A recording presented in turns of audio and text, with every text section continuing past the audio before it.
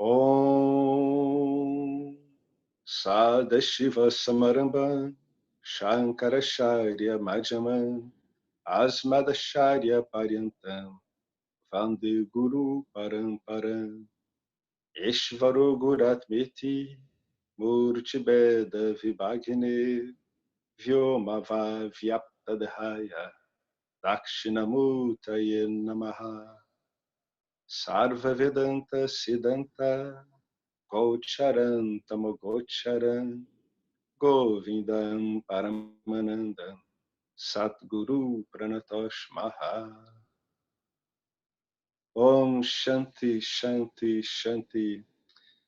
Bem-vindos a mais um encontro do Yoga das Três Energias, livro de James Swartz, disponibilizado pelo grupo Vedanta Brasil. Bom, vamos continuar aqui de onde paramos na outra aula. No outro encontro, a gente terminou vendo os lados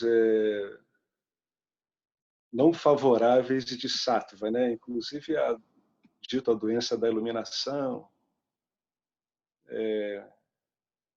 o problema de tomar Sattva pelo ser, né? Que é o fundamental, né? O indivíduo confunde o ser com o objeto. E o que é objeto? É uma sensação maravilhosa, né? Dada por Sattva. Agora o James vai explorar aqui alguns aspectos de Rajas, né? Características que Rajas confere quando é dominante no corpo sutil. Aí ele começa aqui, né? Rajas, pura dualidade, né? Lembra que Sattva ele chamou de portal para a não dualidade, né? Portal. Aí ele explorou Sattva e agora ele está em Rajas. Botou aqui um subtítulo, pura dualidade. A maior parte das qualidades de Rajas foram explicadas acima em vários contextos. Portanto, esta seção adiciona alguns pontos que não foram adequadamente explorados anteriormente. E também fornece uma abrangente lista de palavras-chave e frases que o ajudarão a consolidar esse conhecimento na sua compreensão. Então, o primeiro aspecto que ele coloca aqui de Rajas, né, é quando ele está por trás de uma característica da personalidade, que muitas vezes a gente chama uma personalidade muito carismática, né? Então, em geral, são personalidades com um toque de Rajas muito forte. Carisma. Um dos significados da palavra Rajas é brilhar. As pessoas nas quais Rajas predomina tendem a ser pessoas atraentes. O poder de projeção de Rajas, combinado com o poder reflexivo de Sattva, cria uma aura de energia e poder, que a gente convenciona chamar de carisma. Esse carisma, essa aura de energia e poder, pode ser uma grande bênção, na medida em que os seus desejos serão satisfeitos caso as pessoas fiquem atraídas por você. Mas isso pode muito bem se tornar uma maldição, porque conseguir o que você quer nem sempre pode ser o que você precisa. Há dois modos de sofrer: conseguir o que você quer, porque aí você vai ter medo de perder o que você conseguiu, e não conseguir o que você quer, porque aí você vai ficar querendo o que você não conseguiu, né? O brilho do amor romântico é Rajas e Sattva criando atratividade. Mas, à medida que você envelhece, você tende a se tornar menos atraente, enquanto os hábitos tamásicos vão, com o passar da idade, depositando na mente camadas de poeira, diminuindo o brilho. Vou continuar lendo aqui. Só uma coisa que me chamou aqui a atenção é que ele diz que, aqui em cima, né, o poder de projeção de Rajas, combinado com o poder reflexivo de Sattva, cria uma aura de energia e poder. A gente nunca pode esquecer isso, né, que as três gunas atuam sempre. em geral, a gente tem uma guna predominante ou uma combinação, né? O que é importante ver aqui é que quando você vê uma pessoa muito carismática, provavelmente ela tem uma carga rajásica muito forte. Dependendo aí dela ter um pouco mais de sattva, isso pode deixar ela bastante atraente para outras pessoas, né? Então, esses apresentadores de TV, carismáticos, políticos, artistas, etc., que têm muito rajas, com esse aspecto reflexivo suficiente de rajas, vão criar personalidades muito carismáticas. Então, personalidades muito dinâmicas, e que o que o James está tentando mostrar aqui é que pode ter um downside, né? Na medida em que você fica bastante envolvido no samsara, procurando o que você quer. A outra coisa que fica marcante é a autoconfiança. Bom, como o sucesso em qualquer campo requer uma intensa e consistente aplicação de energia, Rajas também pode criar um senso legítimo de autoestima. Legítimo, hein? Particularmente se for guiada por ideias satívicas. No entanto, se a autoestima for apoiada por tamas, o fracasso é bem provável, porque tamas ilude o intelecto e arruína o discernimento. Tem um aspecto interessante aqui, que é a associação de rajas na autoconfiança. Se tiver subordinado a sattva, vai ser bastante conveniente, bastante propício esse senso de autoestima. No entanto, se houver uma associação muito forte com tamas, então a inércia de tamas vai fazer com que esse aspecto de autoconfiança seja ilusório, né?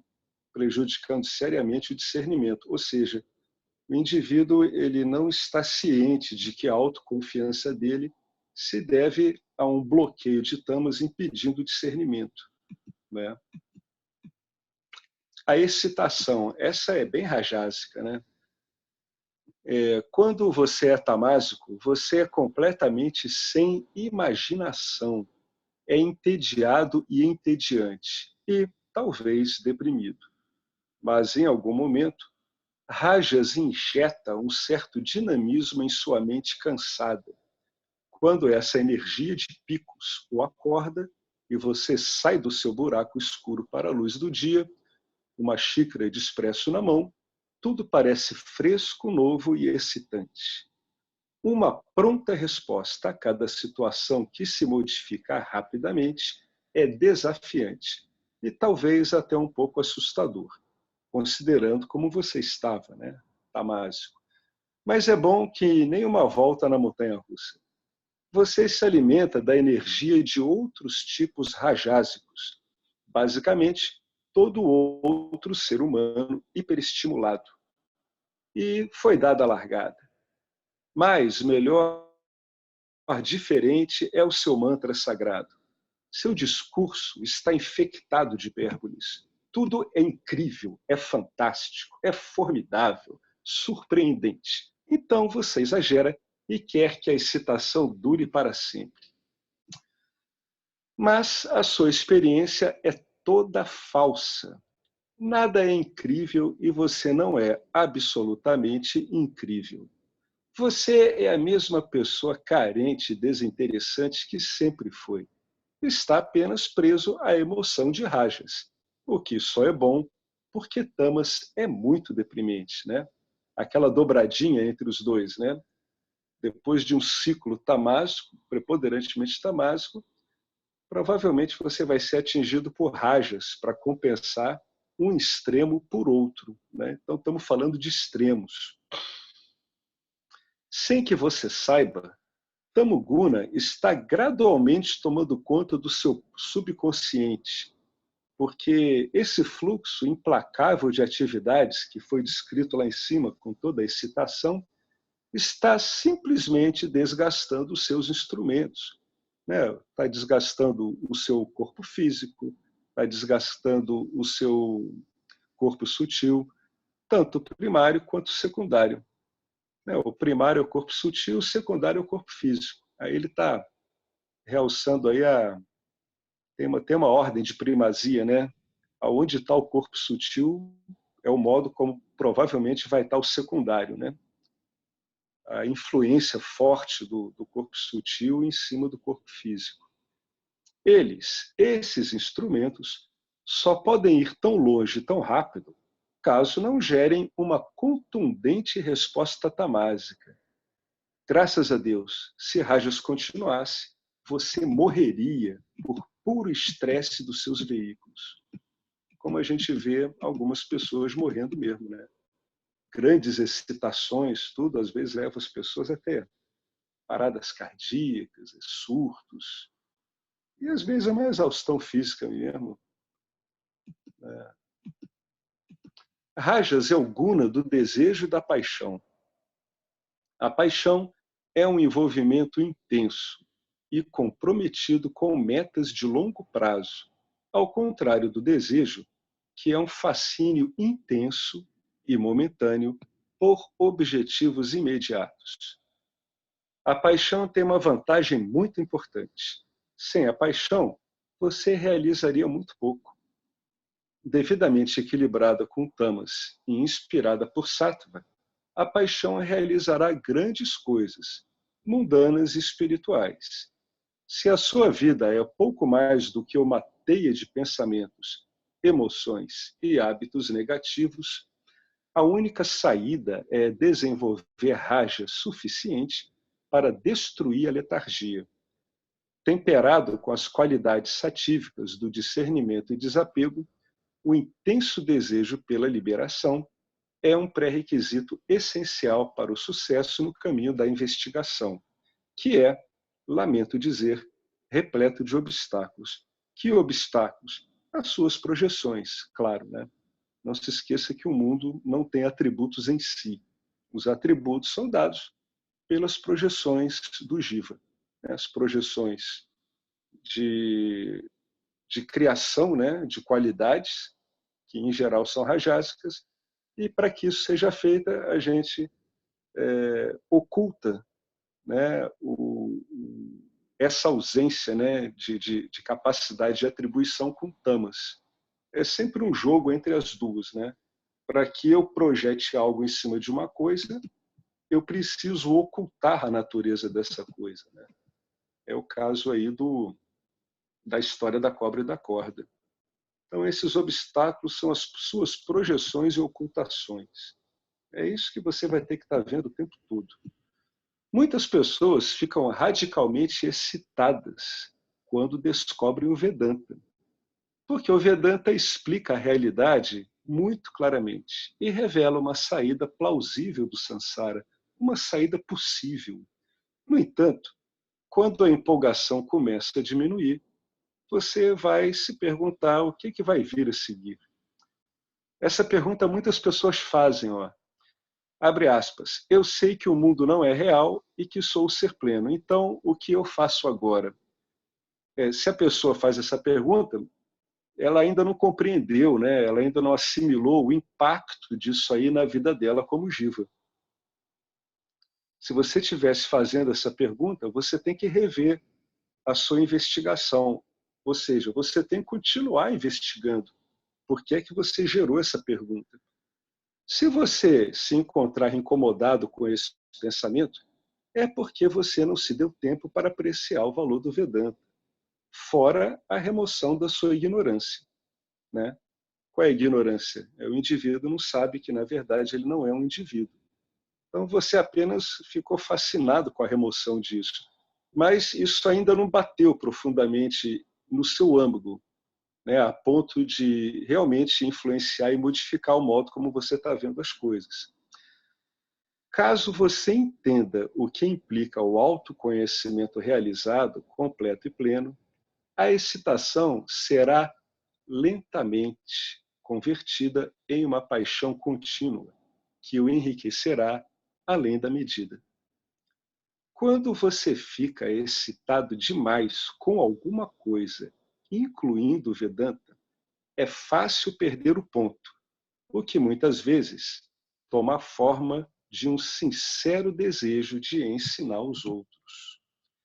Se você foi despertado para este grande conhecimento pelas mãos de um guru indiano tradicional, com conhecimento das escrituras em sânscrito, você pode achar que, para ser um professor eficaz, você precisa conhecer as escrituras no original, o que não é verdade, muito embora isso não vá atrapalhá-lo.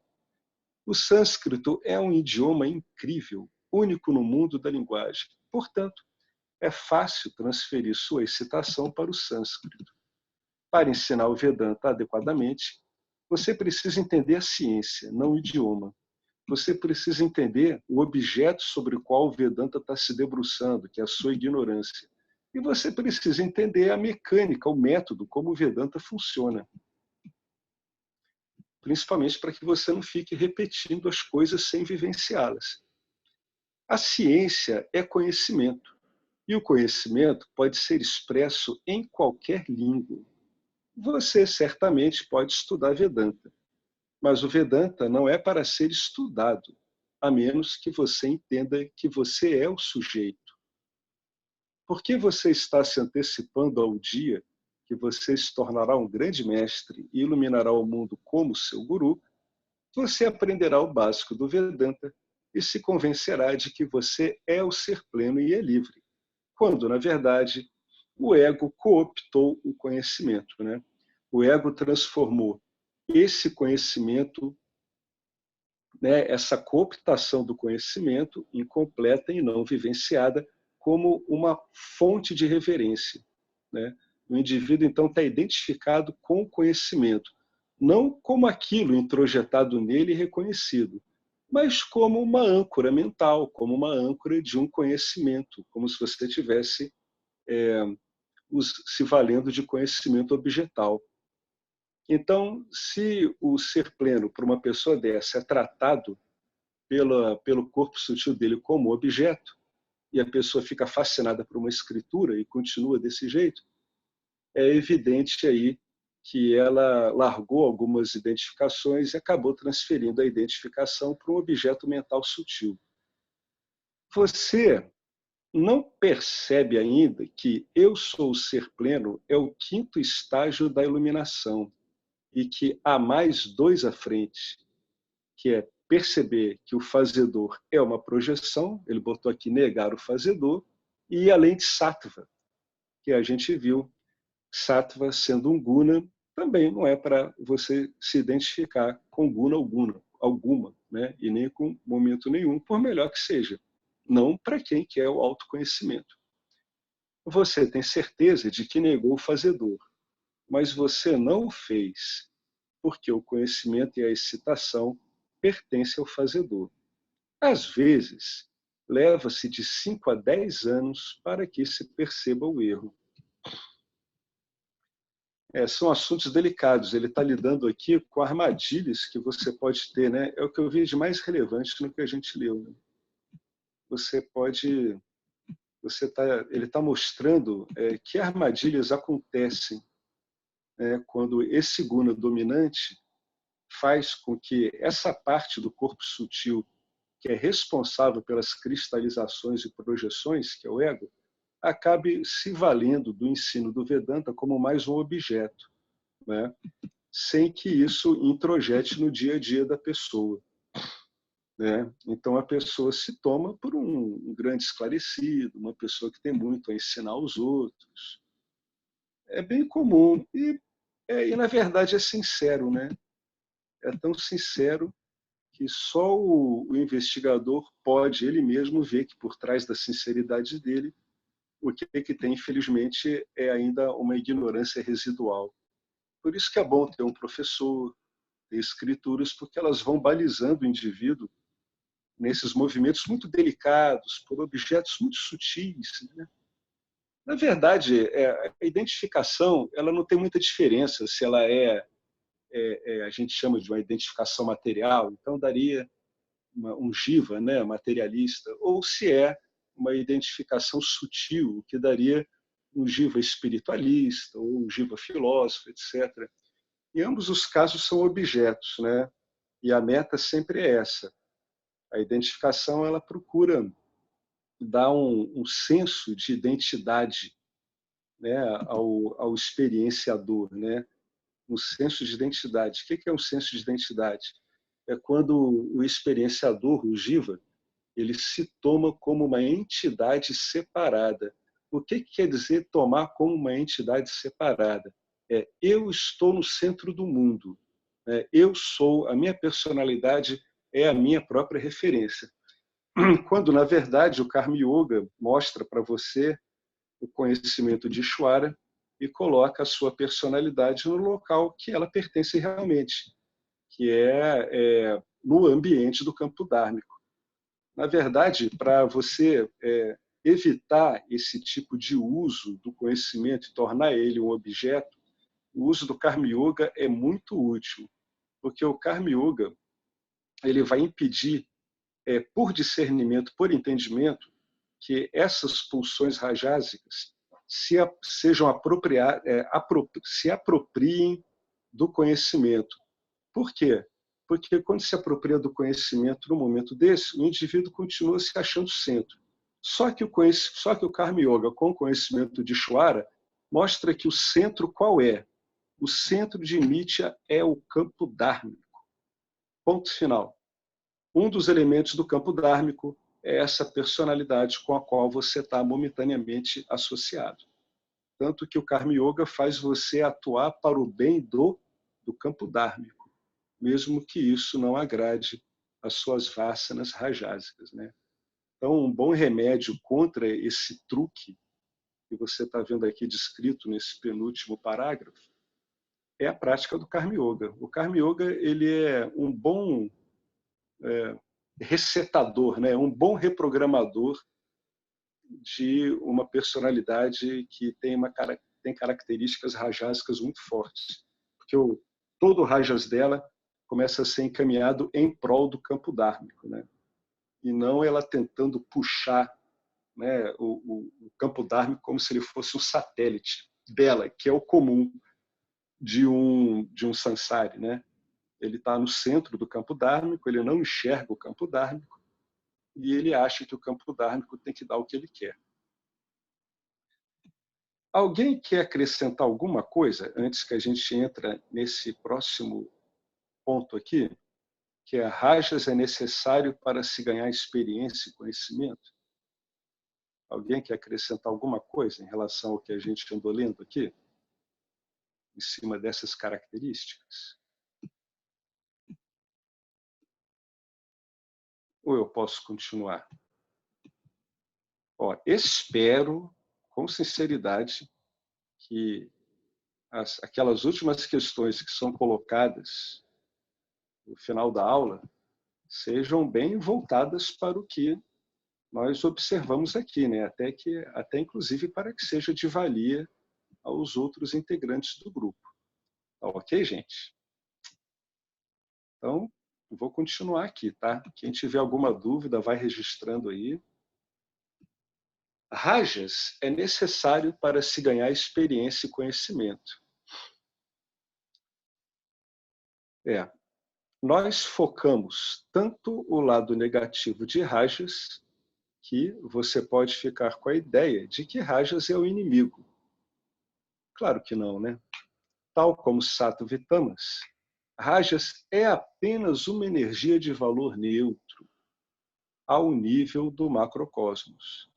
Mas quando o Jiva aparece, em toda a sua glória dualista e ignorante, com um profundo senso de incompletude, rajas pode muito bem se tornar um problema. Porque rajas é que cria, né, as projeções. Ao mesmo tempo, é um elemento muito valioso de construção da vida. Por quê? Porque é dinâmico.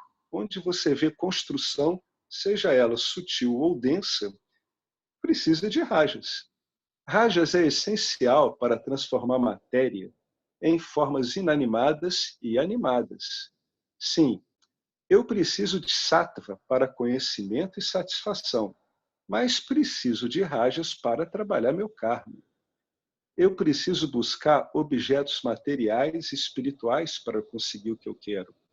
E isso só é doloroso se o jiva não tiver discernimento e usar sua energia para servir exclusivamente a fins materiais, né?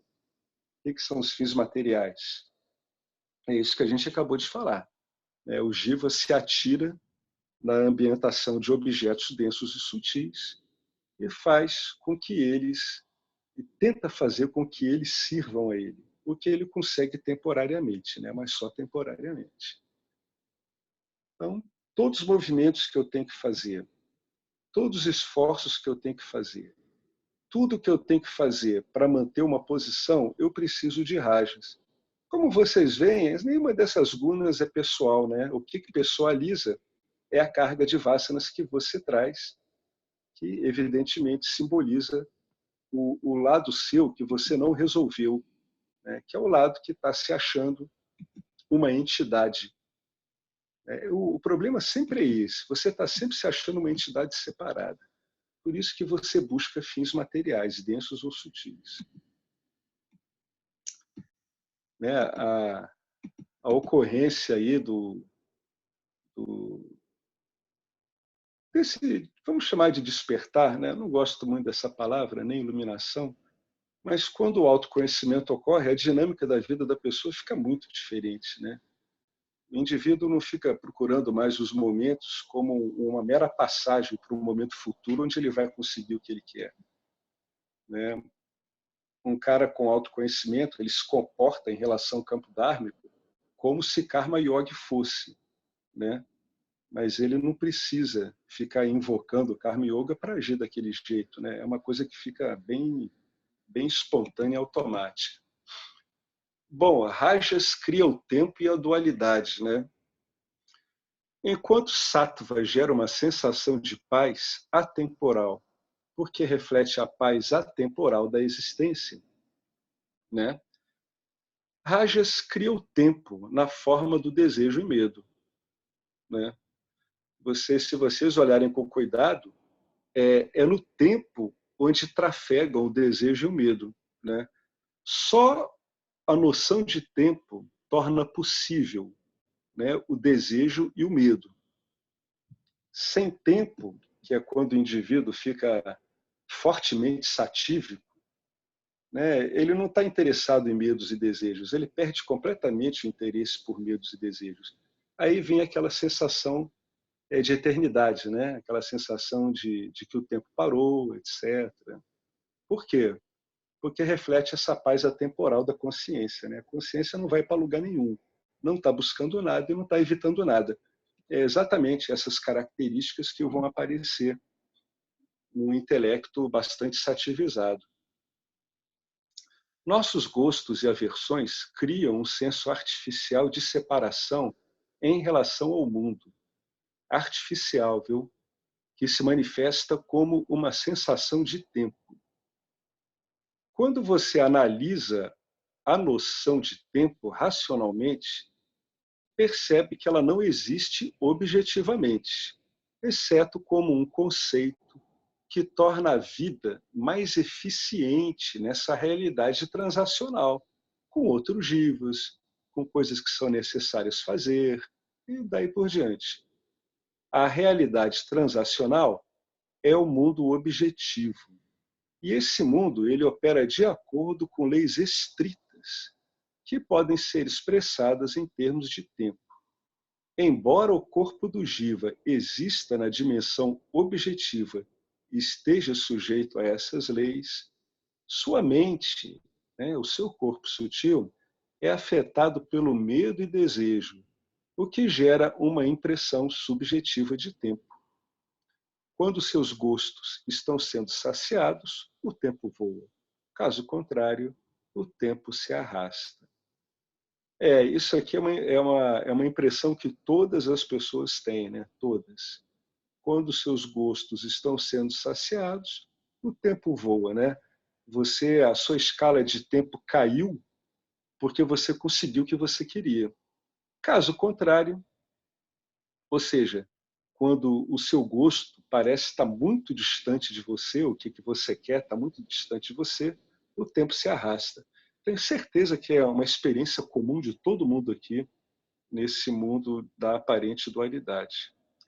Por exemplo, você não gosta de fazer compras, mas precisa fazer compras. Vamos lá, é o seu dia de folga e você está alegremente ansioso para encontrar seus amigos na praia.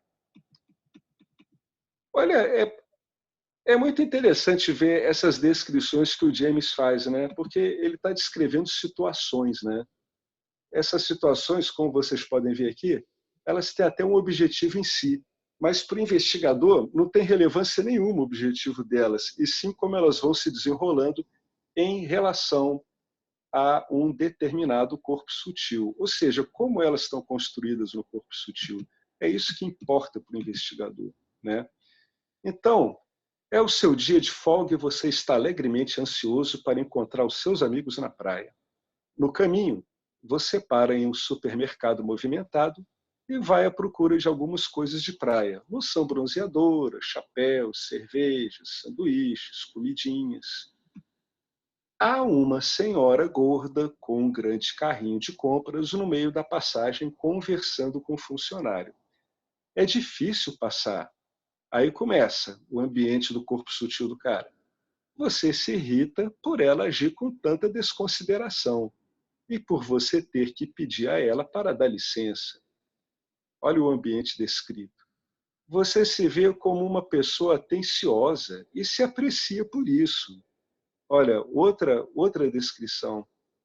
Aqui ele está mostrando como é que o corpo sutil, esse específico que ele está descrevendo, como é que ele está vendo essa situação. E você acha que ela deveria ter mais cuidado e mostrar alguma cortesia. Olha quanta complicação. Você chega ao setor de pães, mas os pãezinhos de cachorro-quente foram mudados dali. É um local grande e você não consegue ver um funcionário sequer. Os preços são altos. Então você espera que a loja tenha funcionários disponíveis para atendê-lo. E continua o panorama de confusões. Você lembra que a senhora gorda estava conversando com o funcionário. Assim, você faz o caminho de volta. Mas a mulher gorda se foi e o atendente não está mais à vista. A sua raiva aumenta.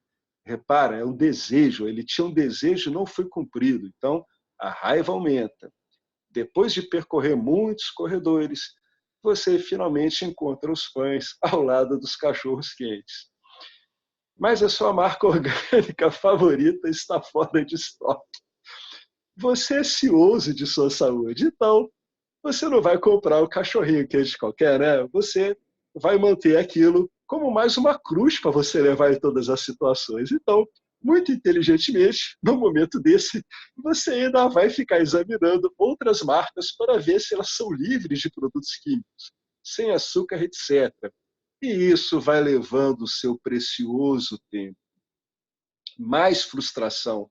Parece que suas compras estão levando um tempão, ainda que você esteja na loja há apenas 5 minutos. Depois de mais injúrias autoimpostas, olha que interessante isso aqui. Quando você finalmente chega às caixas, há uma longa fila. A troca das caixas terminou agora, então a fila para. A fila para fechar as caixas. É como se você estivesse no local por uma eternidade. O que o James descreveu aqui é um monte de injúrias autoimpostas, né? O modo como esse corpo sutil, né? A gente está falando corpo sutil, mas o modo como essa combinação específica aqui de consciência com esse específico desenho de corpo sutil aqui interpretou tudo o que ele foi encontrando de um modo extremamente desfavorável, né? À medida que ele ia procedendo assim, ele ia se confundindo nesse monte de demandas. Quando isso vai ocorrendo, em última instância, o indivíduo está se auto-insultando. O que o James está querendo mostrar aqui? Que nenhuma dessas situações tem as características delas, objetais, que esse corpo sutil colocou.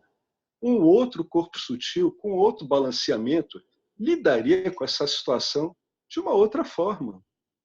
Não é? Por isso que ele está dizendo que são injúrias autoimpostas. você está se depreciando, você está se colocando numa posição onde você está completamente vulnerável às idas e vindas de desejos e temores. Depois de tudo isso, você chega num ponto onde você encontra uma situação óbvia no mercado e, como também em relação às outras situações, você não sabe lidar com isso. Sua frustração aumenta, a sua visão de tempo aumenta tremendamente, você não está conseguindo o que você quer. Esse é que é o problema fundamental sempre. Sempre que você tem raiva, você pode procurar que você vai ver que você não está conseguindo o que você quer. Pode ser qualquer assunto. E olha, eu vou dizer mais uma coisa. Isso pode ter até um fundo de verdade, quando o indivíduo tem raiva por ele não estar conseguindo o que ele quer. Mas um investigador, o relevante para ele não é se ele está sendo realmente injustiçado ou não. É ele ver esse panorama ocorrendo dentro dele. Ele tem que ver esse monte de projeções. O James aqui citou uma série de projeções gigantescas aqui, que as pessoas fazem o tempo todo. Aí, um corpo sutil desse, um jiva desse, né? Ele chega numa hora e ele diz assim, pô, eu não devia ter me levantado de casa hoje. E você vê que é tudo interpretação dele. O mundo não está nem aí para ele, porque ele está viajando. Só isso. Ele está drogado pelas próprias projeções. Vocês querem saber qual a pior droga que tem? É as projeções que a pessoa joga em cima das coisas. É isso aí que destrói tudo e que leva muitos à droga. Né? Então o indivíduo tem que saber, ele tem que ver esse monte. Vocês reparam aqui que o que era importante era botar o panorama do corpo sutil do indivíduo. É assim que o indivíduo vai investigando. Ele vai vendo esse panorama e vai usando as dicas. Pô, estou zangado, alguma coisa eu estou querendo não está satisfeita. Essa mulher devia fazer isso porque eu mereço consideração. Pô, calma aí, a mulher não está nem aí para você, cara. Inventa outra coisa, contorna, dá outra volta, deixa de comprar alguma coisa, não sei. Você tem muita opção. Né? Não precisa querer passar por ali daquele jeito. Né? Isso é coisa de justa medieval. Né? O indivíduo encontra o outro na ponte e diz, olha, quem vai passar sou eu. Aí o outro diz, quem vai passar sou eu. Aí os dois acabam guerreando, às vezes até morrer, por um assunto tão tolo. Né? Aí o que tem aqui? É como se você estivesse num local por uma eternidade. Pois é, se você tem essa visão de que o tempo não está passando, meu amigo, você está lotando o campo dármico com suas projeções. Você está insuportavelmente. Não para o campo dármico, que ele vai continuar fazendo o que ele tem que fazer. Você está lotando o campo dármico insuportavelmente, com um monte de projeções, que naturalmente o campo dármico vai devolver em boa e justa medida, né? Porque o campo dármico trabalha sempre como? Ele trabalha sempre para manter-se íntegro. Então, quando é despejado lixo nele, ele devolve. É natural, gente. É que nem um ambiente natural. É a mesma coisa, não tem diferença. A sabedoria do universo é sempre a mesma. É uma sucessão de óbvios. Olha só, devido a rajas, o ego sente necessidade de planejamento. Planos são fantasias, porque o que está por vir já foi decretado por Ishvara, o corpo causal. Né? A criação é uma máquina. Repara que o que a gente chama de criação é rajas, tamas e gunas em operação. Rajas, tamas e sattva em operação. Né? É totalmente impessoal, é uma máquina. E Ishvara não pode se dar o luxo de esperar até o último minuto para decidir qual dos muitos 4 trilhões de resultados deve se manifestar em uma dada situação. Assim, logo no comecinho, ele idealizou a coisa toda, pôs em marcha sua toda poderosa vontade, fez a produção irromper na existência e sentou-se para assistir à peça. A metáforazinha, né, uma analogia que o James gosta muito, né, como se Ishvara fosse o diretor, né, da história toda. Mas ele também é o diretor, é o palco, é os personagens, é essa coisa toda. É o script que escreve para cada um. Né? Aí ele continua. Tédio transcendental acomete Ishvara e ele precisa de entretenimento. Muito embora o Jiva seja um mini clone de Ishvara, vale a pena contemplar isso, hein? muito embora você possa ver o Jiva como um mini clone de Ishvara, o Jiva não é onisciente. Assim, ao contrário de Ishvara, ele não conhece o que vai acontecer, graças a Deus, mas sabe que algo vai acontecer e tem seus desejos. Então, ele fantasia. A fantasia, então, ela é decorrente o quê, gente? De projeções de característica rajásica. Como é que isso ocorre? Vamos lá, eu tenho uma situação que não me agrada, eu quero que ela seja diferente. Então, como é que atuam as duas gunas, necessariamente? Tamoguna bloqueia, né, a apreensão adequada daquela situação e Rajoguna propicia o seguinte, que todas as suas vasanas se combinem e projetem a sua situação idealizada em cima daquela situação, né? Sempre juntos, sempre juntos. Isso é a fantasia. Por exemplo, você é um apresentador, né, e está planejando um número, um espetáculo. Muitas pessoas estarão lá. É a sua chance de brilhar. Então, você começa a sonhar com todas as possibilidades que você gostaria de experimentar no evento, né? Você é o próprio experienciador, né? O próprio fato de você ter apostado em seus planos significa que você está se propondo a fracassar, porque as coisas nunca acontecem conforme planejado, né? É a sua chance de brilhar, você começa a sonhar. Pode estar certo que você está bastante movimentado por rajas, né? Se continuar assim, pode ficar decepcionado, né? Ou pode atuar com discernimento e entender que tudo isso que você está fazendo é um monte de expectativas, né? Não tem problema nas expectativas, contanto que você saiba que elas são expectativas e que esperar alguma coisa delas não vai te adiantar nada, né? Então, você pode brincar. Agora, se tomar suas expectativas, pode acontecer o que vai acontecer aqui. Ou as coisas podem, em geral, acontecer como você imagina, mas Rajas o deixa tão sensível e vaidoso que até mesmo uma pequena falha pode arruinar a coisa toda para você. Pessoas perfeccionistas, é uma carga de Rajas tremenda e cruel. A sua indumentária pode não funcionar bem, e aí o público fica agraciado com uma visão panorâmica de suas partes íntimas. Que constrangimento, que vergonha! Mas o público aprecia muito isso, porque sua música e dança são um pouquinho apáticas devido ao fato de você imprudentemente ter farreado até as 4 da madrugada. Motivado pelo seu desejo de apreciação e reconhecimento, você imaginou aplausos entusiastas, mas eles estavam aplaudindo você pela razão errada.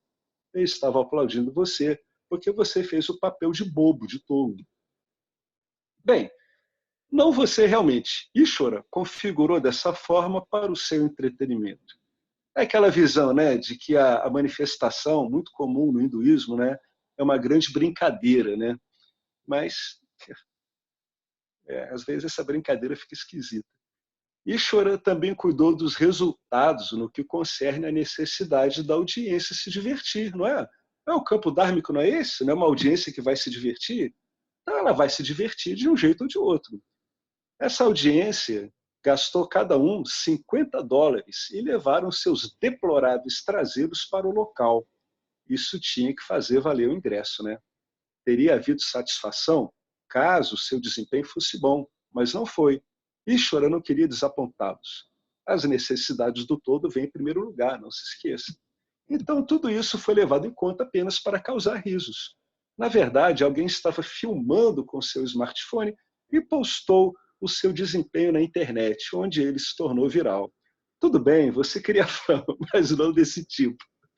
Doravante, as pessoas passaram a sorrir quando você entrava em um recinto, mas não sorriu pelo motivo certo, pelo motivo que você queria. Pobre ego. Quando você planeja sem o conhecimento de que Ishvara é o doador dos resultados, você está se preparando para a decepção. O que você mais ou menos sabe. Então, você tenta prever todas as circunstâncias, o que invariavelmente leva a mais desejos, planejamentos e realizações. Você nunca chega ao fim de querer que as coisas aconteçam como você está imaginando. É. É uma tragicomédia, né? É uma tragicomédia que só o discernimento pode interromper. Enquanto o indivíduo estiver nesse ciclo, qualquer coisa pode acontecer com ele, né? E ele vai junto. Bom, antes que avancemos para o tópico seguinte e o poupemos de mais esclarecimentos sobre o tema rajas, aqui está uma lista mais ou menos completa. Alguns podem dizer deprimente. É tudo questão de ponto de vista, viu? Pode servir como um bom mapa para você. Ou pode ser deprimente se você ainda tiver alguma ilusão quanto a isso, né? É uma lista mais ou menos completa de qualidades rajásicas, embora seja provavelmente melhor pensar nisso como um aviso proveitoso, né? Claro.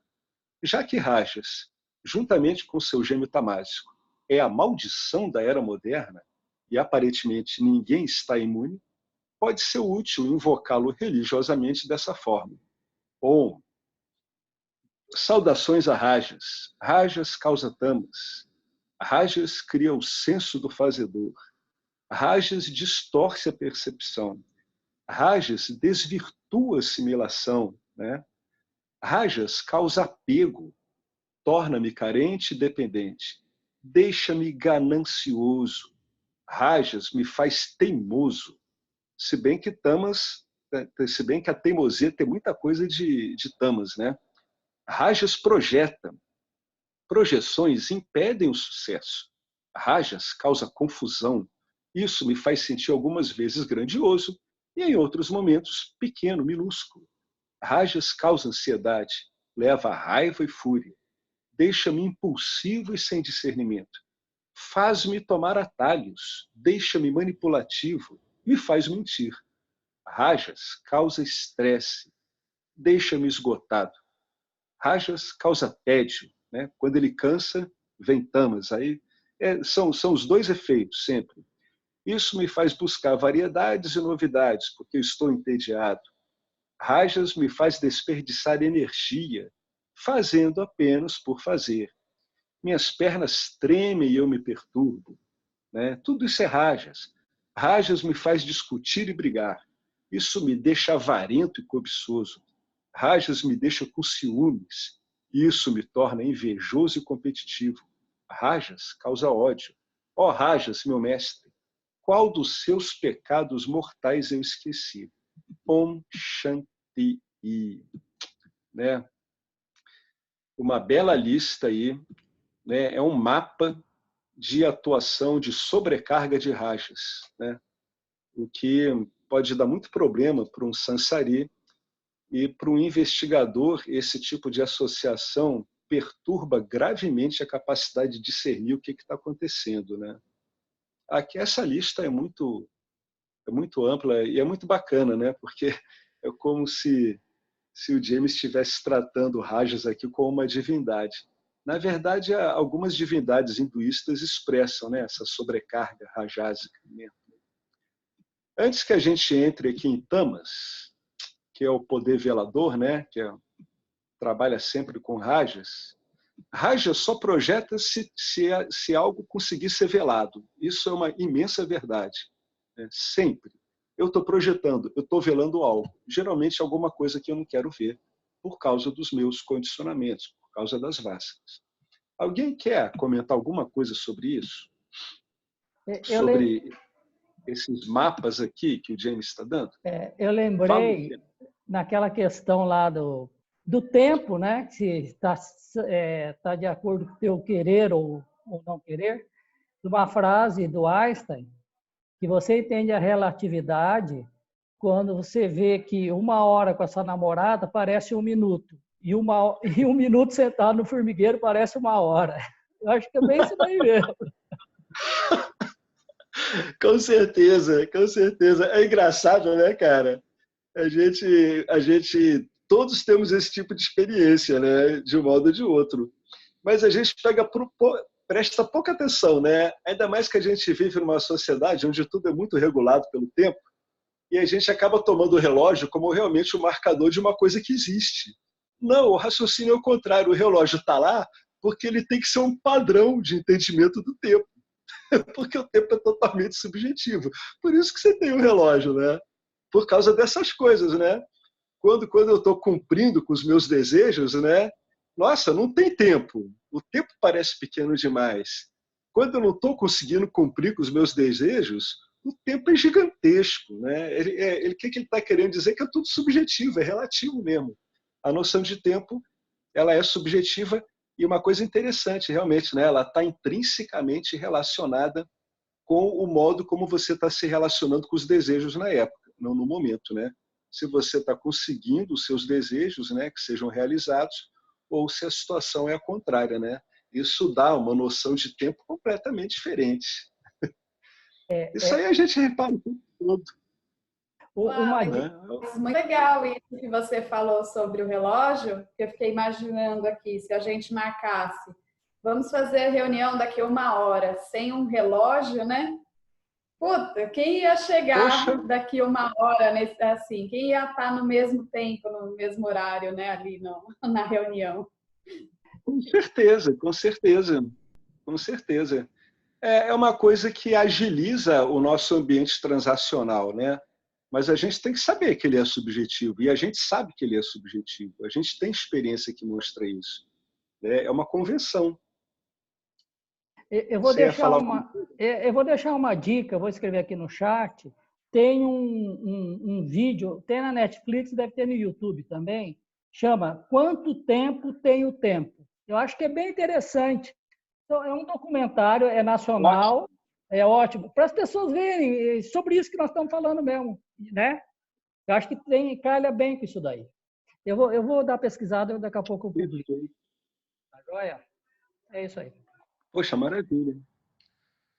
Bom, como é que as pessoas então vão vendo esse ensino do Vedanta, né?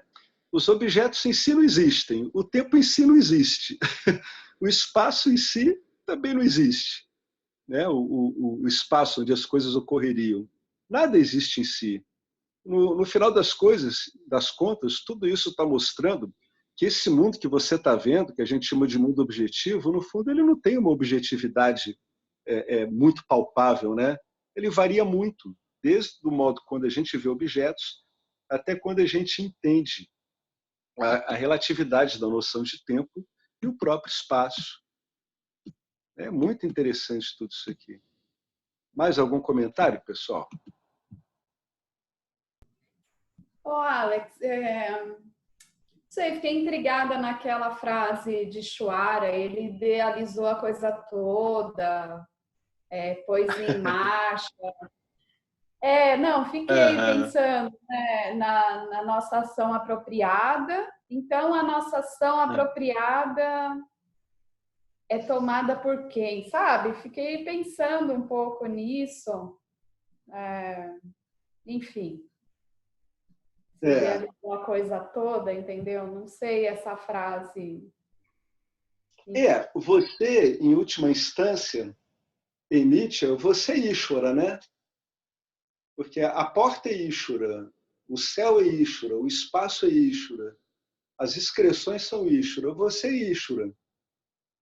O que acontece, né? É que devido às vasanas que a gente carrega, a gente afeta a dinâmica desse campo dármico, que ele trabalha por ele mesmo.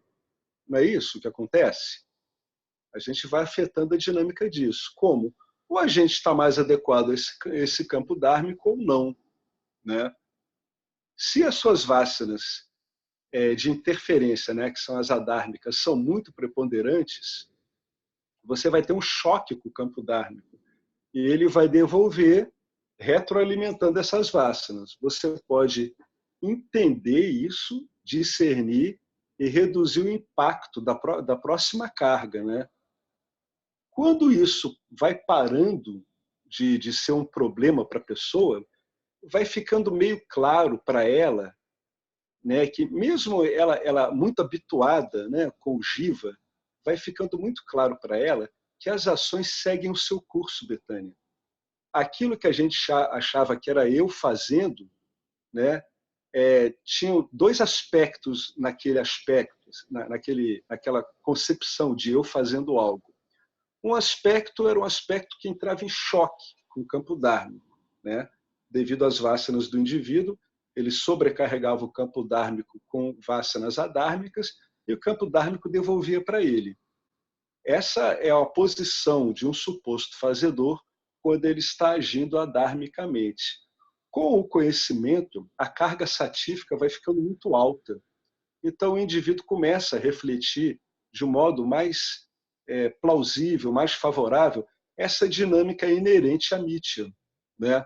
Você vê, né, os pássaros fazem o que tem que fazer, as árvores, o sol, as estrelas, a vida vem à forma aí, na forma de corpos.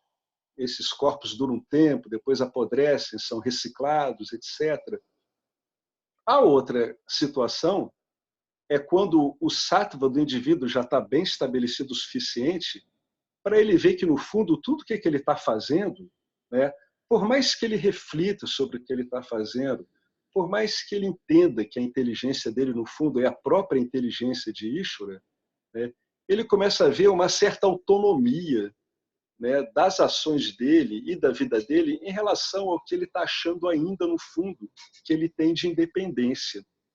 Então, pode parecer estranho, mas sim, em última instância, todas essas ações são Ishvara, mesmo em relação a um ser humano que se acha fazedor. Quando o aspecto fazedor dele conflitou com o campo dármico, o campo dármico contrabalança o indivíduo como? Devolvendo para ele um karma negativo, né? É assim que o campo vai equilibrando. É como se o Jiva ele fosse uma unidade, ele fosse a capacidade de discernimento do campo dármico.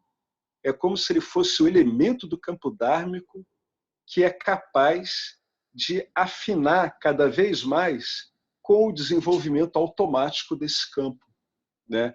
Aí é que está a visão do livre-arbítrio. Carregado de vasanas, né, que descem do corpo causal, eu, realmente, um suposto fazedor, posso me contrapor ao campo kármico, ao campo dármico? Pode, claro, mas o campo dármico trabalha para manter a integridade do campo. Então, você vai ser tratado pelo campo como um elemento que tem que ser contrabalançado. Querendo ou não, vai acontecer as possibilidades dadas pelo campo dármico. Quando essa visão vai sendo cada vez mais do fazedor diluída pelo conhecimento e até pela própria realização, é aquela coisa que eu falei no comecinho, né? Por mais que o indivíduo ele tenha o hábito de achar que ele é realmente o cara que enceta, que começa as ações e executa, ele vai reparando que elas vão ocorrer no meio de um modo automático mesmo. Só que ele não conflitua mais com isso, né? Porque ele não está... o discernimento dele não está obnubilado, não está eclipsado, não está coberto por uma camada, que é aquela camada de tentativa de criar, né, condições para satisfazer seus desejos e se afastar dos medos. Então, no fundo é Ishvara, né? É porque, às vezes eu acho, Betânia, que no fundo a gente tem que ter um certo cuidado com essas metáforas antropomorfizadoras, como essa que o James usou, né? Porque, querendo ou não, né, por mais que a gente não queira, elas causam na gente associações de Ishvara como um grande fazedor, né? No fundo é isso, mas não pessoalmente, né? É o desenrolar de um programa. Aí você diz, mas as vasanas dos jivas podem afetar o desenvolvimento desse programa? Sem sombra de dúvida, as vasanas do jiva, no fundo, são as vasanas de Ishvara. São as interferências inerentes ao funcionamento do campo dármico, né? O campo dármico tem tudo. Ele tem os elementos que mantêm a integridade dele e ele também tem, num grau maior ou menor de satisfação, os elementos que solapam esse campo dármico. Isso pode parecer um pouco estranho, Betânia, mas é uma dinâmica bastante natural, sabia? Né? O sistema traz em si os desvios padrões do sistema. É como eu expressaria numa linguagem mais matemática, né? Um estudo de dados, um entendimento de uma situação, traria em si os desvios padrões inerentes ao sistema. O campo dármico contém tudo. né, que é possível de manifestação, até os desvios padrões dele, até aqueles que atuam contra ele. Né? É como aquele filme Matriz, né? O Nero, aquele rapaz, né? Esqueci o nome daquele ator, ele era um desvio padrão incorporado ao sistema. E o agente que perseguia ele era um vírus replicado pelo sistema. Pode parecer um pouco embaraçoso isso, né? Porque a gente sempre acha que a gente tem alguma ação. Eu acho mais interessante olhar o Giva. Isso é uma posição aqui, é um chute que eu dou assim. Como toda impressão, ela é subjetiva, né? Eu acho mais interessante olhar o Giva, sabe? É mais como um recurso que Ishvara tem para compensar esses desvios padrões e esse antidharma inerente a um sistema dármico. É porque a gente está muito acostumado a pensar em termos duais, né? Mas se você olhar pelo todo, um sistema dármico necessariamente vai ter que incluir o adharma. Compreende isso? Um sistema completo necessariamente traz os instrumentos que são opostos a ele. Isso me lembra um pouco aquele símbolo do taoísmo, né? Onde dentro, naquele ciclo, né? Onde é preponderantemente negro, aquela parte do ciclo, já tem um pontinho branco, né? É o contrário ao negro. E onde você tem o máximo daquela situação esbranquiçada no círculo, você já traz ali em si, pelo menos, no mínimo, como potencial, o suficiente para fazer com que aquilo ali torne a preto de novo. O que você achou disso aí, Betânia? Agradeço, Alex, pela sua clareza. Não, fez todo sentido. É mesmo eu, pelo menos, não me perder na frase, né? E ampliar essa visão como você trouxe. O importante é que ela funcione para você, entendeu? É isso que é importante. Para que você não fique polarizando o que a gente vê como dualidade, né? No fundo, a gente não está experimentando a dualidade, por incrível que pareça. A gente está esperando, a gente está experienciando a realidade como ela é, e ela é não dual. Né? Então, qualquer componente, qualquer estrutura numa manifestação dessa, ela tem que trazer aquilo que a gente, numa visão mais superficial, acha que é oposta a ela, mas no fundo não é. Ela é inerente à construção. Né? Em Nietzsche, onde você tem uma coisa, você necessariamente vai ter aquilo que a gente enxerga como oposto. Né? Mas é nós que estamos vendo essa dualidade. Né?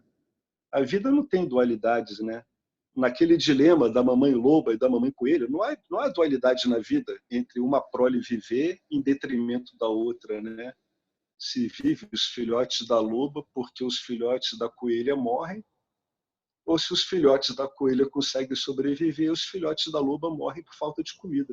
A vida não tem essa visão, né, dual. Não tem conflito nenhum ali.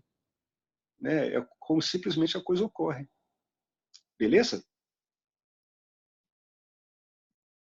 Tranquilo para todo mundo? Essa pergunta da Betânia é muito legal, porque eu, pelo menos, fiquei com essa pergunta durante muitos anos. Né? E eu só fui começar a sacar a resposta dessa pergunta com o Vedanta.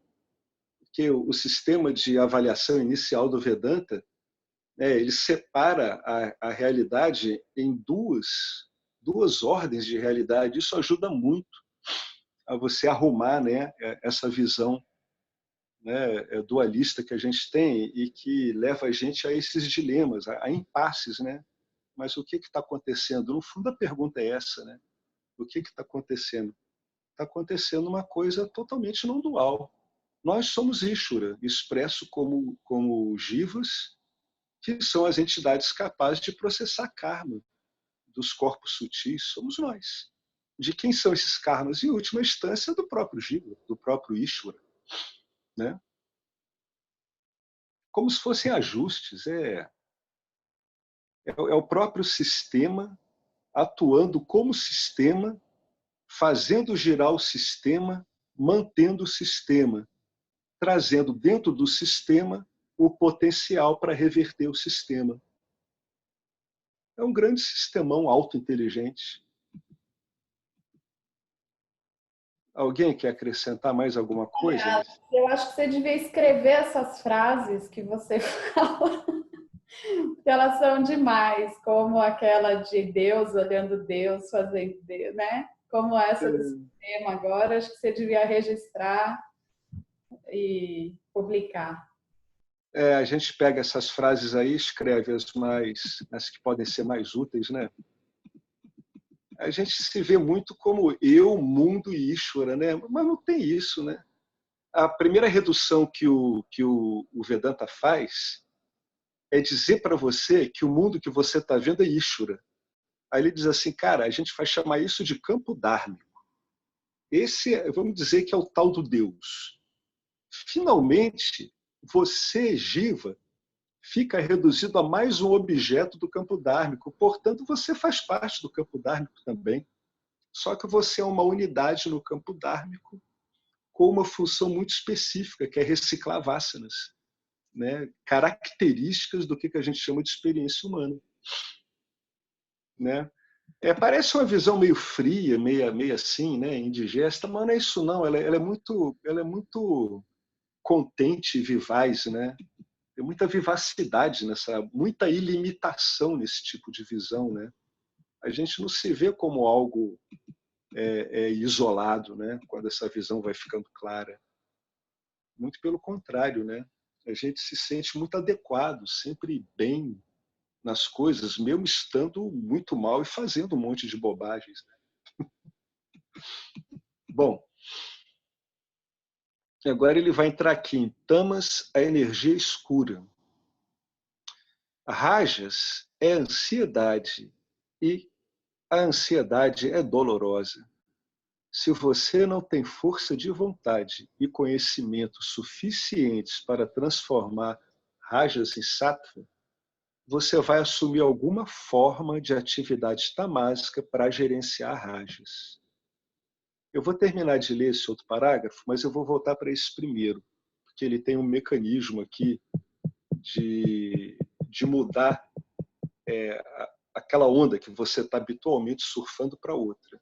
Mas o que é preciso para isso? A epidemia de obesidade que assola o mundo desenvolvido hoje em dia é tamoguna em ação, o que você pode agradecer aos seus pais. Né? Inconscientemente, né? Os pais sempre querem o bem de seus filhos, mas às vezes, muitas vezes dá errado. Quando o seu choro rajásico os enlouquecia, eles não lhe davam uma xícara de café quente, nem lhe serviam um burrito vegano generosamente coberto com molho de pimenta habanero. Não. Eles colocavam alguma coisa gorda ou doce na sua boca para que você calasse a boca. O resto é a história que todo mundo conhece. Mas é assim mesmo, né? Às vezes a coisa é muito crua, mas é assim, né? Você não vai parar a criança botando pimenta, uma comida apimentada nela. Você dá uma coisa gordinha, de preferência doce. Aí ela sossega. Por quê? Porque coisinhas gordinhas e doces combinadas jogam o tamas do neném lá para cima. O neném fica quieto e depois dorme. Agora aqui para cima, olha. Se você não tem força de vontade e conhecimento suficientes para transformar rajas em sattva, você assumirá alguma forma de atividade tamásica para gerenciar rajas. Então, as duas coisas fundamentais, né, é a força de vontade e o conhecimento suficientes. Força de vontade sem aplicação de conhecimento é um desperdício danado, você vai ficar exausto. E você, qual a consequência disso? Exatamente o que eu acabei de falar. Você vai ficar exausto. Então, quando você ficar exausto, alguma estrutura tamásica habitual vai entrar em você para você gerenciar aquele esforço danado que não deu em nada. Né? Então, você vai ver filmes violentos na TV, que é uma coisa, por incrível que pareça, isso não é rajásico, é tremendamente tamásico, você fica acachapado na sua poltrona, soterrado de tanta violência. Você vai abusar de substâncias tamásicas, né? Você vai abusar de entendimentos tamásicos do mundo. Você vai criar um monte de explicações tamásicas para o mundo. Viu? Não vale a pena fazer nada disso. Que saco, eu prefiro ficar como eu gosto mesmo, sem fazer nada. Nossa, já vem aquelas pessoas querendo que eu faça alguma coisa, que eu assuma alguma coisa. Você vai fugir de suas responsabilidades, né? Então, toda vez que você quiser gerenciar os seus estados, seja aprendendo a lidar com eles, seja contrapondo alguma coisa, os recursos são vários, você precisa de força de vontade, você precisa de rajas, né? E você precisa de conhecimento para que você não desperdice e acabe não botando a culpa no mundo, né? É uma coisa muito comum, né? O indivíduo não consegue e diz que a culpa é do mundo. Não, você não está bem orientado, por isso que você se desperdiça. Quando essa orientação não ocorre, aí você cai numa contraposição tamásica, necessária para que você não estoure o teu sistema, né? Você não use o sistema do Jiva até esgotar e tornar ele praticamente inoperante, como ocorre com tantas pessoas, né? Uma situação dessa, um indivíduo, ele é um indivíduo que é um grande gerente de uma empresa, né? É um CO, está lá, atividade, atividade, atividade, aquela pilha tremenda. Quando ele chega em casa, o que ele quer? Ele vai, aprende a compensar com o álcool, né? Em quantidades cada vez maiores, porque as responsabilidades dele aumentam. Se a responsabilidade dele aumenta, ele não tem conhecimento suficiente, ele traz para ele uma ansiedade simplesmente insuportável. Então ele vai compensando cada vez mais com o álcool, por exemplo. Então, a gente pode ter um indivíduo que progressivamente vai destruindo o seu instrumento primário e secundário por causa do uso inadequado de uma substância, né? Que em si não tem valor e atributo nenhum, né? É tudo dado pelo modo como a gente lida, né? Bom, agora ele vai tocar num ponto interessante. Olha o título. A ansiedade normal não é normal, tá? Uma coisa usual comum não implica ser normal. Você pode ter coisas muito comuns, mas elas não são normais. Você precisa de parâmetros. Se você não tiver parâmetros, você não vai conseguir investigar e não vai conseguir fazer karma yoga. Você precisa de parâmetros. O fato de uma coisa ser comum, ser habitual, não quer dizer que ela seja normal, que ela seja dharma. Tamas deixa sua mente obtusa. E uma mente obtusa não sente ansiedade, né? A ausência de ansiedade, portanto, parece um estado satívico, positivo, mas não é. A ansiedade rajásica ainda está lá, está se escondendo sob uma nuvem de preguiça. À medida que você continua suprimindo suas emoções dessa maneira grosseira, desajeitada, física, a ansiedade se acumula e rompe alguma forma de karma doloroso. Por exemplo, pode ser diabetes ou câncer, né? Que muitas vezes são descritos como doenças tipicamente da nossa civilização. Não é que não ocorressem outras, mas essa disseminação tremenda de diabetes ou câncer tem muito a ver com a cultura que a gente vive. A menos que algo fortuito, né? algo ao acaso, que a gente leria como acaso, o tenha tornado razoavelmente autoconsciente, entre a sua infância e o momento presente, há uma linha ininterrupta entre sua visão atual daquilo que seria gerir você mesmo emocionalmente e as concepções de seus pais, muito amorosos, mas sem conhecimento, né, não são evoluídos no termo do que a gente entende de evolução aqui, né? Ele está querendo dizer que o modo como geralmente as pessoas se gerem emocionalmente, né, tem muito a ver com a herança paterna. Isso aí, os papas aí da psicologia, da psicanálise já apontaram muitas vezes, né? Tem uma linha ininterrupta, ou seja, você está reproduzindo modos de gerência de gunas dos seus pais. Só que são modos de gerência baseados na ignorância, né? Então, se você gerenciar rajas com tamas dessa maneira, não conte com uma vida feliz. Você está fora da especificação. De fato, se tamas é sua energia predominante, sua vida é, em essência, um desperdício. Assim, Muito embora você se sinta momentaneamente bem quando come doces e gorduras, a investigação revela o triste fato de que essa vantagem de tamas é, na verdade, uma desvantagem. E qual é essa desvantagem? Preocupar-se com sua saúde e ficar obcecado por sua imagem corporal, sem mencionar o desejo crescente por comida, né?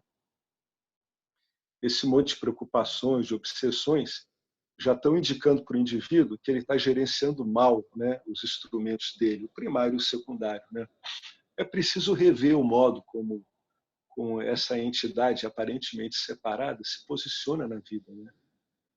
E a revisão disso pelo autoconhecimento, a primeira coisa que ela faz é tirar esse jiva do centro, né, do centro das decisões e dos interesses, né? E bota ele numa posição muito mais adequada, muito mais realista, como mais uma peça, aí, como mais um elemento no campo dármico. Bom, deixa eu ver aqui.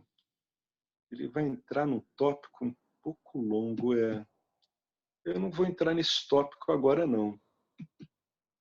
O que é isso aqui? É rigidez, né? Aqui ele vai estar falando rigidez, falta de flexibilidade e contração. Aí é quando a parte mais egóica, a parte mais tamásica do corpo sutil, que é o ego, está super alimentado, né? Eu vou ler um comecinho aqui. O embotamento é uma característica de tamuguna, a rigidez é outra. Então você pode ter um indivíduo que não é embotado, né? Ele não é embotado, ele não é um indivíduo que fica lá no canto dele, né, indisposto, tudo. É um indivíduo muito rajásico, mas ele é muito rígido, né? Então, o que ele está querendo dizer? Que isso aqui pode ser uma contraparte também de um indivíduo muito rajásico, né? O embotamento é uma característica de tamuguna, a rigidez é outra. Tamas é medo em ação, tá? É como o medo se move. Se você procurar automaticamente o que pode dar errado em todas as situações, em vez do que pode dar certo, saiba que sua mente é predominantemente tamásica. Uma boa dica, hein? Uma boa baliza para você lidar com como você está vendo a situação. Se você é o possuidor orgulhoso de todo tipo de seguro concebível, né? Se você tem tudo que é tipo de seguro que você possa imaginar na sua vida, saiba que a sua pontuação no índice de não dualidade é 0, para não dizer negativa, porque o nosso mundo é um universo benigno, posto em movimento por um Deus compassivo. Esse argumento dele é bem americano, mas e é bem legal ao mesmo tempo. Ó. Podemos facilmente argumentar que as seguradoras são as instituições mais não duais do mundo, porque elas apostam no não acidente e elas são muito ricas. O que o James está querendo dizer aqui? Que, em geral, esse campo dármico ele é íntegro, no grosso ele funciona. O fato de não funcionar para um determinado grupo, num determinado tempo, não quer dizer que ele não esteja majoritariamente funcionando, né? Olha só. Por quê? Porque as seguradoras elas estão apostando que o bem excede o mal em geral, o que é o caso. Por isso que as seguradoras prosperam. Se houvesse alguma competição real, todos nós estaríamos armazenando armas e olhando por cima de nossos ombros a cada minuto. A vida ficaria paralisada e nos veríamos habitando em aterrorizantes sociedades distópicas, né? Não quer dizer que não haja sociedades distópicas, né? Sociedades não funcionais. Mas o grosso delas é funcional, né? Não podemos ter dúvida quanto a isso. A gente... não vou entrar nisso agora, não. É muito interessante isso aqui, tudo que ele escreve aqui. A gente precisa andar com isso aqui com muita calma, e a gente já passou das 9h30. Alguém quer colocar alguma coisa? Ô, Alex, eu acho que eu vou entrar numa polêmica aqui. Segundo o James, então, nossa quarentena é tamásica, né? Não, a nossa quarentena, na verdade, quando ela é procedida com conhecimento de causa e muito bem feita, como está sendo feito em alguns países, né? Um deles é a Argentina, que está com a quantidade de óbitos muito pequena. Está sendo muito bem feito lá, né? O que ela mostra? Ela mostra um medo natural, o Betânia, é uma precaução natural. Então, na verdade, eu avaliaria uma quarentena feita com critério como uma atitude satívica, porque ela está usando de prudência, de conhecimento, de bom senso, né? Agora, do jeito que a gente está fazendo aqui no Brasil, poxa, é sacanagem, eu estou rindo, né? Mas a gente tá entrando numa tragédia, né, gente? A gente sabe disso, né? A quantidade de problemas que a gente está tendo com isso está aumentando muito rápido. Do jeito como está sendo feito aqui no Brasil, né? Com essas características tamásicas da política e da sociedade brasileira, aí realmente o que a gente está fazendo é um movimento tamásico, viu? Tá mesmo. Uma corrupção que a gente tem, né? Falta de governo, desgoverno, falta de interação entre níveis de governo gera isso é um momento distópico na sociedade brasileira. Você está vendo isso? Como está uma sociedade momentaneamente não funcional? Ela já tem muita não funcionalidade, mas agora essa pandemia está mostrando como é que ela está trabalhando mal, como é que ela não está conseguindo gerir os recursos que ela tem, né? Então, quando a quarentena é bem feita, ela está expressando aquele medo natural de autopreservação, né? De você olhar para frente, preservar, né, seus entes queridos. Então, ela é satívica. Mas, no contexto do Brasil, eu sou obrigado a concordar com você que é tamásica mesmo, viu? Dolorosamente. Eu falei isso porque estava escrito assim, onde o medo é a energia predominante. E nesse momento, a quarentena, eu sei, está organizada, tudo, mas o medo é a energia predominante nesse momento. Seja o medo econômico, seja o medo da saúde, é nesse sentido, assim, de que a energia, né, é tamásica. O grosso, por causa da imobilidade, pode ser tamásico, mas a decisão, quando bem feita, ela é bem satívica, né? Ela é prudente. Né? A prudência é uma das marcas de Sattva, né? Para você ver que não tem problema com tamas, né? Não tem problema com nada disso. Depende de como você está usando. Se é usado com critério, realmente, a pessoa tem que ficar em casa, ninguém sabe lidar com esse vírus, então o melhor modo que se viu até agora é evitar contágio, né?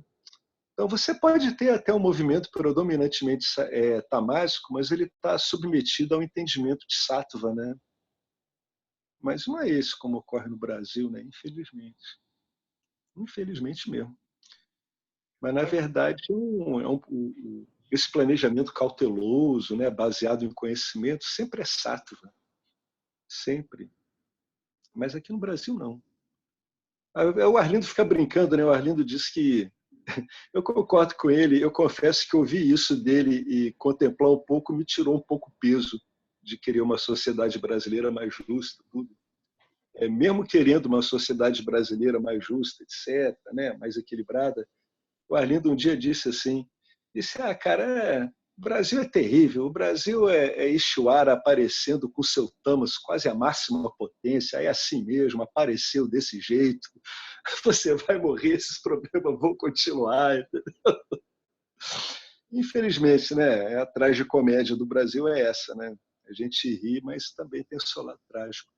Mas em termos de decisão, eu queria assim que você reparasse que o que embasa a quarentena é um discurso, né, científico baseado em estudos, em conhecimento, em ponderações, em testes, né, que tem funcionado bem onde foram bem aplicados.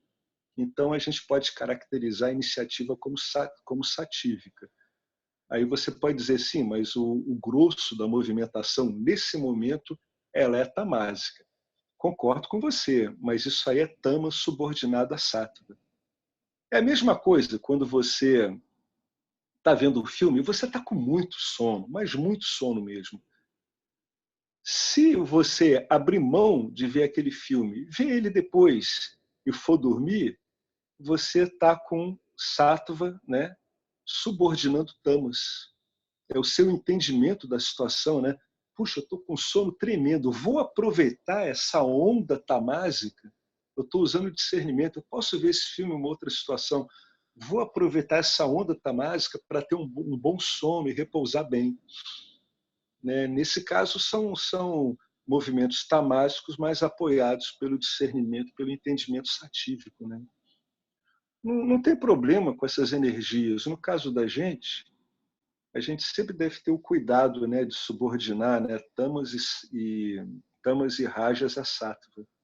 Nesse sentido, são duas energias naturalmente espetaculares, né? Porque elas estão dentro dos círculos, né, da vida, os circadianos, tudo é composto dessas três energias, né? Sattva, ela mostra para você que isso é puro conhecimento em ação, né? Conhecimento mesmo. Às vezes você vê uma árvore cheia de folhas, todas elas fazem clorofila. Olha que conhecimento absolutamente incrível.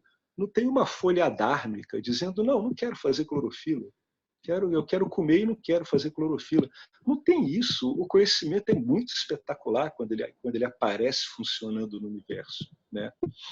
E por que o universo funciona, né? Essa é a questão filosófica. Porque é puro sattva, onde rajas e tamas estão subordinados a esse puro sattva. Por isso que funciona. Porque o princípio último é inteligência e discernimento. Então a gente pode fazer um paralelo, né, sempre tendo isso em mente, né? Como é que é a relação entre essas três energias num determinado contexto, né? Se realmente foi esse o caso, né, como a gente está vendo aqui, nos países onde isso tem funcionado bem, então realmente é sattva subordinando, né, rajas e tamas. Já em outras circunstâncias, né, como o Brasil e outros lugares, infelizmente, não é isso que está acontecendo, né? Então, por isso que tem esse monte de briga, desentendimento, uns acham uma coisa, outros acham outra, e as mortes aumentando, né? Uma coisa terrível isso. Beleza? Alex, só um momentinho, tranquilo, Betânia? Perfeito, Alex, obrigada. A sua identificação do movimento majoritariamente tamásico, ela é correta, mas realmente é subordinado ao entendimento. Então tem uma subordinação aí de tamas a sattva mesmo. É um uso adequado de tamas. Sim, esse discernimento da subordinação é fundamental. É fundamental. As três energias sempre estão ocorrendo. Aí o que a gente precisa ver mesmo, quem está subordinado a quem? Perfeito. Quem entre aspas, né? Qual energia, qual guna? Exatamente. Eu só vou falar uma coisa aqui que outro dia me ocorreu com essa questão de subordinação. Por exemplo, o intelecto está sempre tomando decisões, né, e discriminações, não é mesmo? Sempre. Ele sempre faz esse papel. Seja o indivíduo focado numa entidade que ele supõe ser separada, como se ele estiver focado no campo dármico. Qual é a diferença? Se a posição de um sansari estiver muito forte naquele corpo sutil, o intelecto ele vai tomar decisões baseadas na visão do jiva. O jiva quer o quê? Quer obter os desejos dele e se afastar dos medos. Então, o intelecto vai trabalhar só com base nisso, né? Então, que intelecto é esse? Esse é um intelecto subordinado a tamas e a rajas.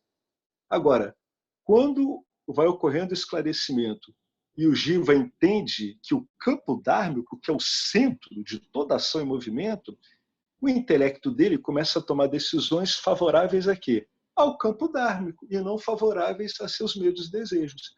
Então, o intelecto continua fazendo sua função de discriminação, mas agora, nesse funcionamento, tamas e rajas estão subordinados a sattva, né? Já tem sattva suficiente no intelecto para ele tomar as rédeas daquelas tomadas de decisão do jiva, né? As funções são sempre as mesmas. É como você falou, Betânia, depende da subordinação. Cada situação dessas que a gente vai vendo, que o James descreve, ou que a gente passa na vida, a gente sempre pode ver, né, o que essa situação exige, né? Sattva e rajas aqui, no meu caso, eu estou comprometido com o autoconhecimento. Sattva e tamas aqui estão subordinados a sattva? de novo, eu sou um cara comprometido com o autoconhecimento. Eu sempre tenho que ver isso. Se Tamas e Raja está subordinado a Sattva. Sempre. E isso muda, é circunstancial, né? Cada situação vai te apresentar um contexto diferente, você vai ter que ver se isso está ocorrendo no seu corpo sutil. Não no campo dármico, mas se vai estar ocorrendo no teu corpo sutil. No campo dármico, por mais estranho que pareça a situação, a gente sempre vai levar em conta que rajas e tamas estão subordinados a sattva, né? Por pior que seja o remédio. Tá beleza? Perfeito. Muito bom. Alguém tem mais alguma coisa a colocar? Alex, pronto? Oh, salve, Fernando. Beleza? Então, Alex, mesmo que a Betânia comentou a princípio, quando a gente viu a primeira frase, né? A frase, tamas é medo em ação, né? Aí me veio à memória também essa situação nossa. E onde está caracterizado o tamas é a conspiração das pessoas que estão se alimentando de vídeo de conspirativo, que isso é o fim do mundo, isso é a nova ordem mundial, né? Ou seja, todo esse medo em ação, né? Isso que eu vejo lá. Aí está o tamas, né? Nessa situação atual nossa, né? Aí está o percepção. Aí está o tamas, né? Que é medo. E o que vai ocorrer? Né? Vai ocorrer uma interpretação desses movimentos para apoiar o medo. Então, aí ocorre uma atuação de uma energia rajásica, criando todas essas interpretações paranoicas. Né? Estão sempre os dois. De qualquer modo, o entendimento da situação em si fica eclipsado, né? Ele fica prejudicado. Né? Isso ocorre bastante mesmo. Mas de novo, dentro do que você está falando, né? A gente tem sempre que acobertar a visão adequada de uma situação e a gente tem que criar alguma interpretação em cima daquilo que a gente escondeu, né? É assim que trabalha essas duas energias. Se o medo é predominante, ele travou uma sociedade ali e não está guiado realmente pelo conhecimento, pelo discernimento, que vão se refletir numa boa execução das medidas, né, em proteções aos seus cidadãos, se não se refletir nisso, se for por medo, automaticamente vai ser acompanhado de uma interpretação dessa situação, né, automaticamente. Um exemplo é um integrante do governo israelense, né, certamente é um integrante daquela ala mais ortodoxa, né, interpretativa, né, baseada nos cânones aí de aspectos mais rígidos do Antigo Testamento. E esse cara ele fez uma interpretação dizendo que aquilo ali era uma praga estava sendo enviada por Deus para punir os homossexuais, né? Bom, o que aconteceu ali, né? Ele viu uma situação apavorante, né? Exatamente o que você está dizendo, que é uma praga, e ele vai tentar interpretar isso de acordo com as projeções dele. Então ele vai usar rajas para quê? Para construir um sistema de pensamento, né? O sistema de pensamento, como ele é ortodoxamente muito religioso, ele vai tentar ver aí uma mão divina querendo punir alguém, porque o Antigo Testamento ele é essencialmente dual, né? Então tem sempre uma visão punitiva. O paradoxo dessa situação é que esse cara pegou o vírus, né? E parece que ele está bem mal. Então a realidade ela vai meio que dizendo, olha, você não está vendo muito bem, quer ver? Pum! É uma coisa bem estranha, cara, sabe? A gente tem que lidar com a realidade como ela é, né? Ela é muito móvel, ela é muito articulada. Então, o bacana é quando o seu corpo sutil ele tem essas nuances, essas capacidades de entender a composição dármica do momento e dar a resposta dármica adequada no teu corpo sutil, né?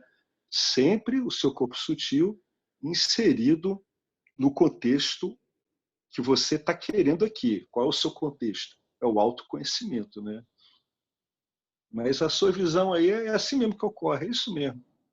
Né? O medo ele gera essas projeções interpretativas. Né? O medo, tremendamente presente na Alemanha nazista nos anos 20, gerou uma projeção terrível, né? Que foi o nazifascismo, né? Mas ali havia muito medo, tinha muito medo na Alemanha, tinha muita penúria econômica, muita fome, muita doença, muita reparação de guerra impossível de ser paga, né? E aí isso gerou um medo tão grande que foi aproveitado por ideólogos de partidos muito pequenos para pegar uma brecha que tivesse ali e aumentar, né? Como é que fizeram isso? Criando, né? Você cria ideologias tremendamente destrutivas, aplica elas, e o medo das pessoas é um campo propício a isso. Você olhar bem pela ótica das Gunas, ó, qualquer totalitarismo político ele está sempre amparado nisso, né? Tamas e rajas. Tamas representando um medo tremendo e as projeções de rajas tentando velar, né, as reais causas daqueles problemas e criando uma solução, em geral, autoritária e agressiva, né? Bastante violenta, né? A ponto de, realmente, muitos alemães ali daquela época, eu li muito sobre isso, eles achavam muito justo que o Hinterland, que era aquelas grandes terras lá da Eurásia, fossem realmente distribuídas para os alemães. Então, é isso mesmo, vamos avançar em direção ao leste, vamos tomar que aquilo ali é para a gente, né? Então, dentro do ego coletivo a gente vê essas mesmas forças que trabalham nos nossos egos, né? Não é diferente, Fernando, é muito parecido. Se você for olhar com cuidado e aplicar essa dinâmica a tudo que você está vendo, você vai ver muita similaridade, entendeu? Aí, naquele momento, você usa a discriminação e o intelecto para quê? Para criar propaganda viciada, né? Para criar propaganda que cria o medo e dá a solução para o medo, né? É uma coisa terrível, viu? É a tragédia que ocorre nos nossos corpos sutis, só que numa escala amplificada, né? Social e mundial. Né? Mas é sempre o mesmo mecanismo.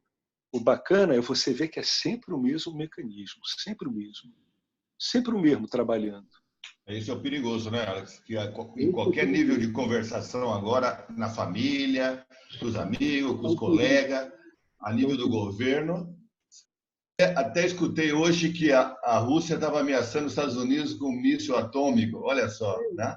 É muito louco tudo isso. E o problema é que quando rajas e tamas estão funcionando com muita potência, eles se sucedem de modo simultâneo, um apoiando o outro, numa velocidade muito grande, com um potencial de destruição muito poderoso. A gente não pode se iludir. Sem discernimento, a tendência desse tipo de evolução é se auto-implodir desse tipo de movimento, né? Sempre a mesma coisa. Então, você pega um indivíduo tremendamente rajásico com alternâncias tamásicas, né?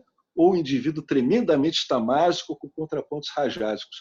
Observa bem como esses indivíduos têm uma tendência à autoimplosão ou à autoaniquilação, né? Sociedades também, sociedades com muito medo, muito tâmus coletivo, onde você começa a botar soluções rajásicas, agressivas, elas têm tendência a caminhar para conflitos, né? Muito sérios, muito perigosos, e com base nisso você entende como é que você pode ter ocorrências, né, assim, tão devastadoras na humanidade, né, como o nazifascismo, como o comunismo bolchevique, né, que vitimou milhões e milhões de russos, também junto com os nazistas, né, numa luta pelo poder tremendo, né, que era o resultado da atuação da luta do poder de Stalin contra as proeminências, né, do partido e dos novos militares russos que foram surgindo, né, durante as intervenções nas guerras dos anos 30, até culminar com os expurgos gigantes do final dos anos 30. Então, sempre que a gente vê uma radicalização, pode contar que você está vendo uma atuação tremenda e sem discernimento de rajas e tamas, seja no ego coletivo, seja no ego individual. Né? O ego individual, quando ele está sobrecarregado, quando ele está muito inchado, ele é a expressão dessa dinâmica rajásica e tamásica, subordinando o intelecto. Toda a capacidade criativa, de discernimento, ela fica subordinada e ela serve para alimentar essa dinâmica perniciosa. Né? É o que hoje em dia eu entenderia como diabo, né? Demônio, é isso. rajas e tamas autônoma, criando situações de conflito intermitentes, né, sem parar, seja no ego coletivo, seja no ego individual. Se você procurar aplicar esse conhecimento dos gunas nisso, você vai ver isso em tudo, em todos os movimentos humanos, coletivos ou individuais, todos. Associações, qualquer coisa que você imaginar, família, você vai ver isso em tudo. Você vai ver muito pouco discernimento, viu? A maior parte vai tudo no automático mesmo. É por isso que político oportunista se dá bem, né? Seja lá de que vertente for. Eles têm uma habilidade extraordinária em entrar nessas aberturas e galvanizar tudo a favor deles. É um dom, é um dom terrível, que eu diria. Tem que estar alerta, né? Seja lá o que for, seja lá de que orientação for, se está conduzindo uma sociedade a conflito, não importa como, cara, tem que estar ligado, tem que ter muito juízo. Aí vai todo mundo junto, né? Assim como também as famílias, tudo, né? Mas é isso mesmo, tem que ir aplicando esse conhecimento. Vai olhando, já que a gente está estudando os gunas, vai se habituando a olhar pelos gunas, como você viu agora. Você vê, pô, isso é muito medo, né? E aí vem toda essa propaganda, isso é ação rajásica, né? Criar, né? Criar reações, criar agressividade, criar conspirações, criar intrigas, né? É tudo muito rajásico isso, né? Um rajásico descontrolado. Muito bom, Fernando. Muito bom sua observação aí. Fica esse incentivo, né? A gente vai aplicando isso aí, a gente vê que funciona assim mesmo, funciona muito bem. Ok, Alex, obrigado. Muito perfeito. É um modelão, esse modelão dos gunas, ele é muito bacana. Tranquilo, pessoal?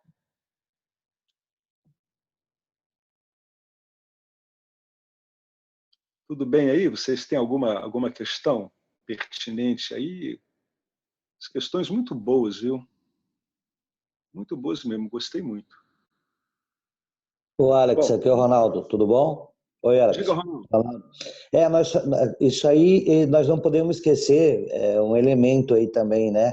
Que tudo bem, tá ligado com as gunas também, que é o karma coletivo, né? Estamos num país que a gente merece, ou seja, ação e reação tá se fazendo valer, né? A gente faz parte de um ego coletivo, né? Aqui, né? Alguma coisa aí é bom a gente ir olhando mesmo, né? Sem sombra de dúvida.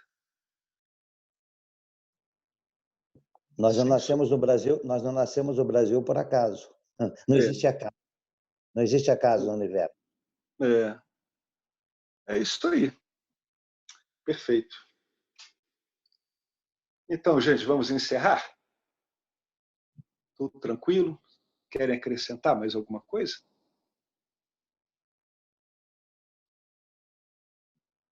Então, vou encerrar aqui, hein? Om Purnamada Purnamidam Purnamudachyate Purnasya Purnamadaya Purnameva Vasishyate. Om Shanti Shanti Shanti. Paz, paz, paz. Muito obrigado a Ishvara, gratidão ao Vedanta, gratidão aos professores dessa Sampradaya, desde Adi Shankara até agora e seus predecessores também, nossos atuais mentores aqui, né? E aos colegas e às colegas aqui, partilhando e entendendo esse ensinamento maravilhoso. Tá bom, gente? Muito obrigado por todos vocês. Fica um enorme abraço e até a próxima.